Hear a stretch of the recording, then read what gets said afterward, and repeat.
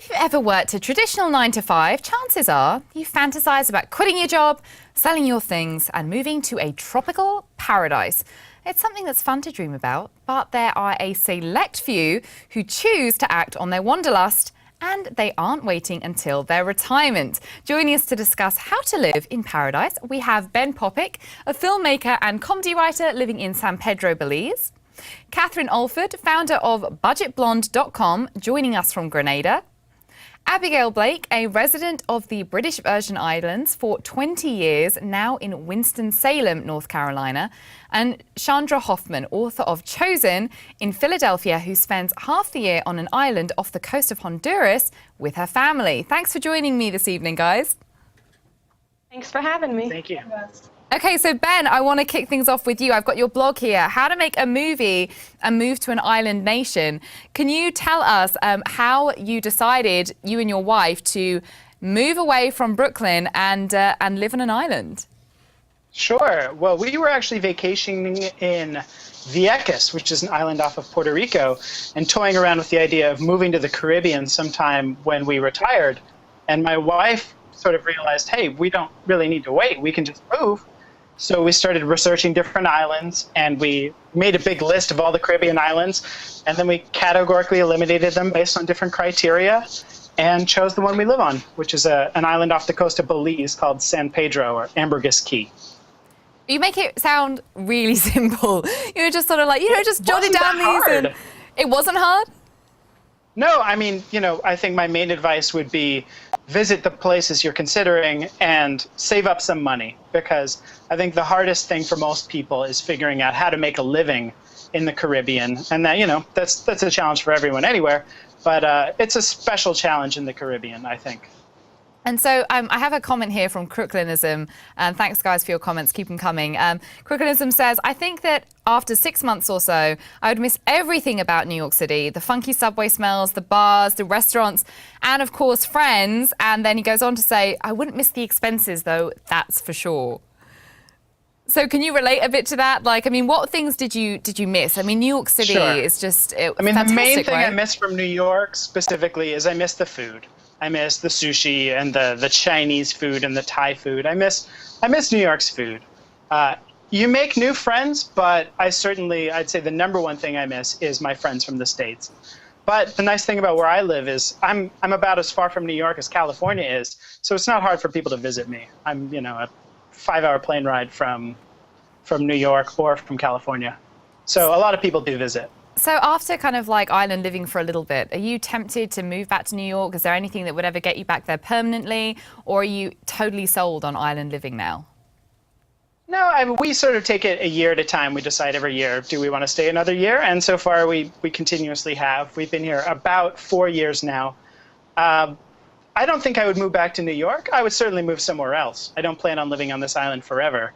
But I don't miss New York that much.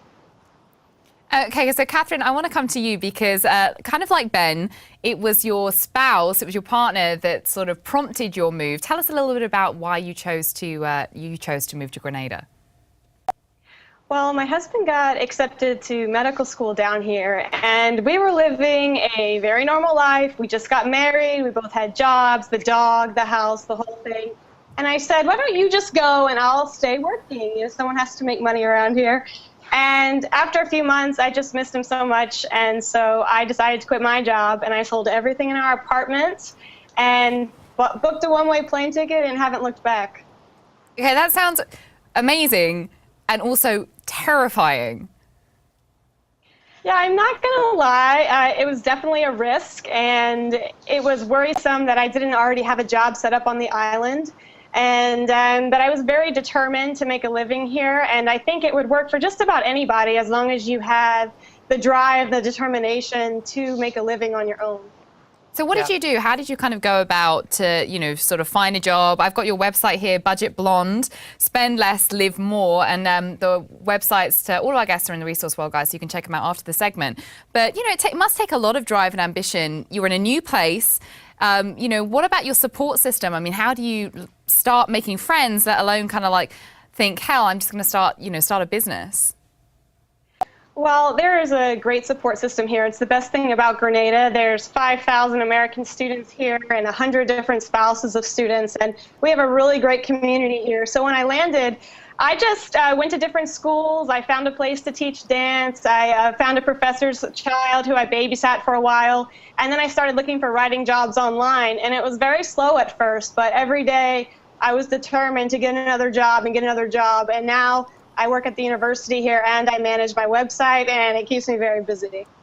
And so in terms of like the actual conversation, I'm really intrigued. Did you have like a group discussion when your husband said, okay, so I've got into school in Grenada, I think I want to move us there. Was it that way, or did he sort of feel it out with you a little bit, or did you kind of push him? How did the conversation pan out? Well, we talk about our future a lot, and we talked about our dreams, and he was getting close to turning 30, and he really wanted to go to med school. It's something he had always wanted to do, and he decided that he would apply to schools all over the country and internationally. I just didn't expect him to choose an international school, and when you get an opportunity like that, you just can't turn it down. And so we just agreed to give it a go and see what happened, and so far it's been a great experience. Okay, Abigail, I wanna get you in here as well, because similarly to Catherine, it was love that kind of drew you to an island. Tell us your story. Well, I basically went to the British Virgin Islands on holiday for a 2-week holiday. I was living in New York, and I was visiting a friend who was born and raised there, and I met a guy in a bar and never went home really. I went home long enough to quit my job, pack up, tell my parents that I was moving to the Virgin Islands to live on a boat with a sailor called Bones, and never went home. So I never really made a conscious decision to move. Okay, Abigail, I have to ask. So when you speak to your parents, phone them up and say, "So, Mum and Dad, I'm gonna pack my bags and move to an island to a guy I've just met in a bar." What did they say? They didn't really say much. I think probably amongst themselves they had plenty to say, but they were pretty cool with me. And I did bring him up to meet them. And he's English, and we're Southern, so Southerners love English people. You speak to them in the accent, and you're all good there. And you so actually it worked out. And you actually decided, you were just saying that you're Southern. You decided actually to kind of move back to North Carolina, right? So what prompted that decision, and do you miss island living? Well, what prompted it was we've got a daughter who's 15, and it was time to get her back into a more mainstream kind of school system. It wasn't really adequate once she hit the high school level. We thought so. I had an American child who'd never spent more than 2 weeks at a time in America, so we thought it was time to come. My parents are not getting any younger. So yeah, it was. Do I miss island life? I miss the beach in the winter. I miss Boxing Day on the beach. I miss friends. We made a lot of friends down there.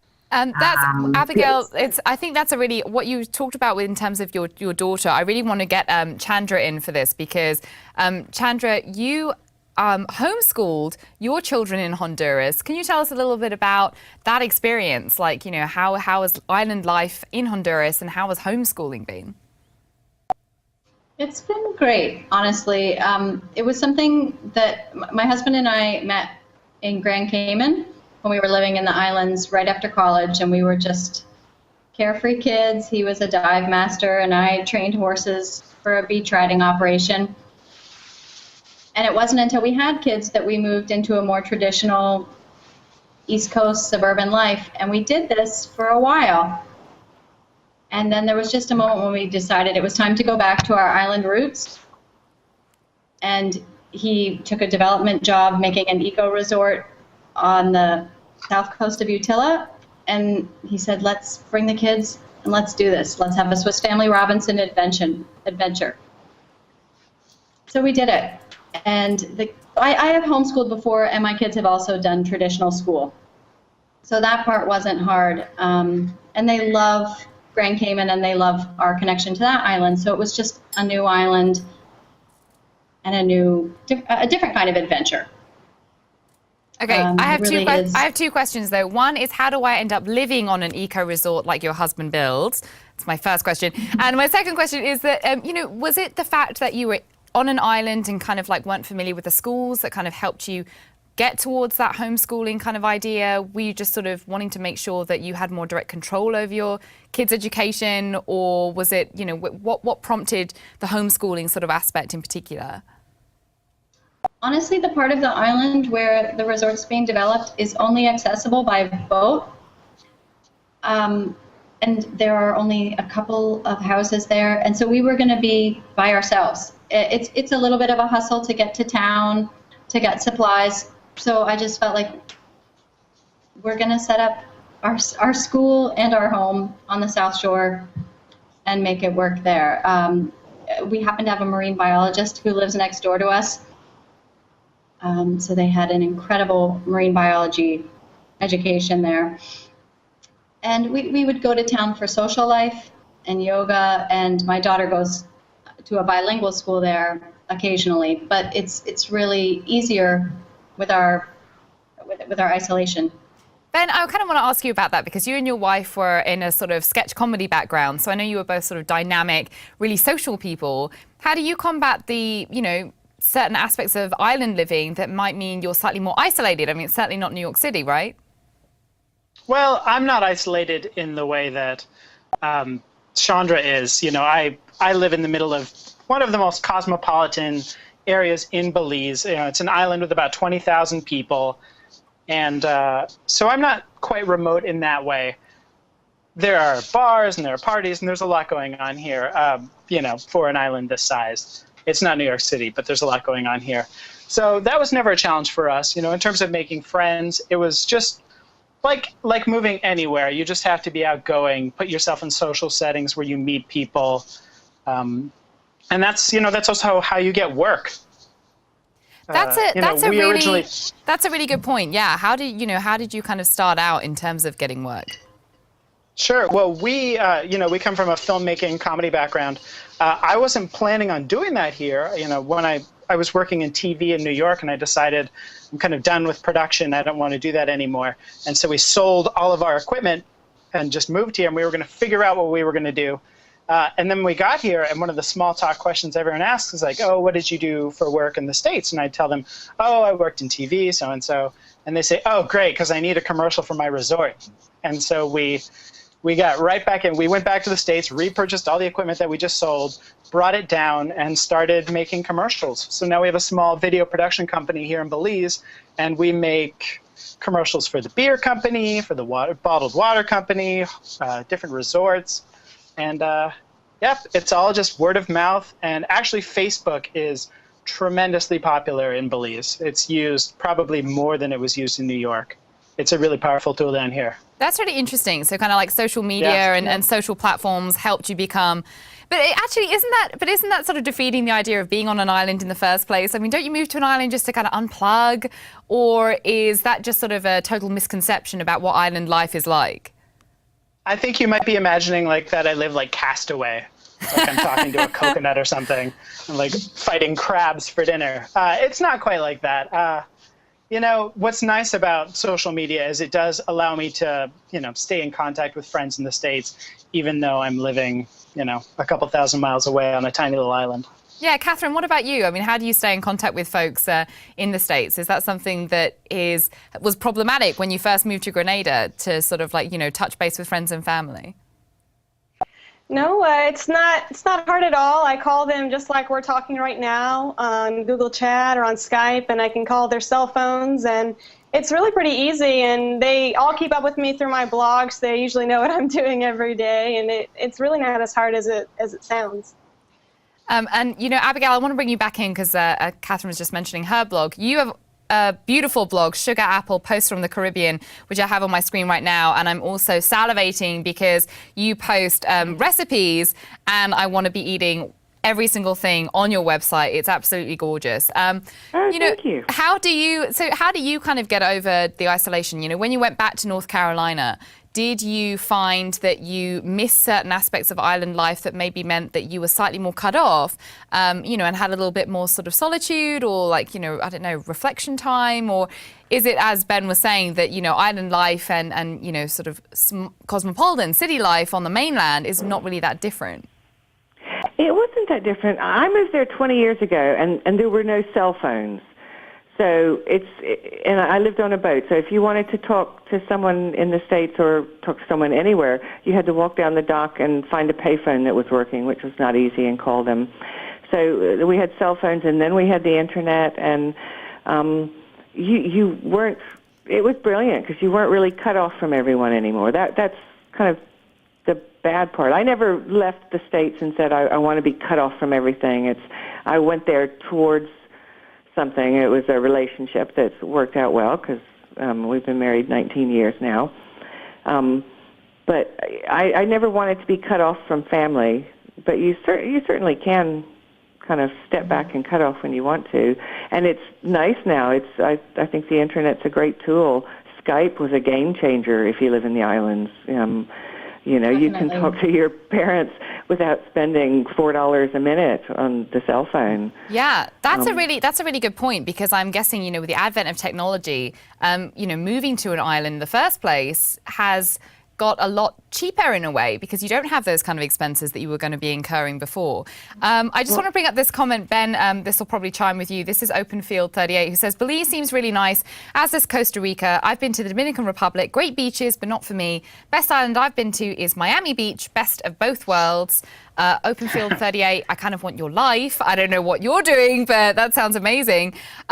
You know, for advice for people that are sort of thinking about this, you know, they hear your stories and you make it sound, you know, really appealing.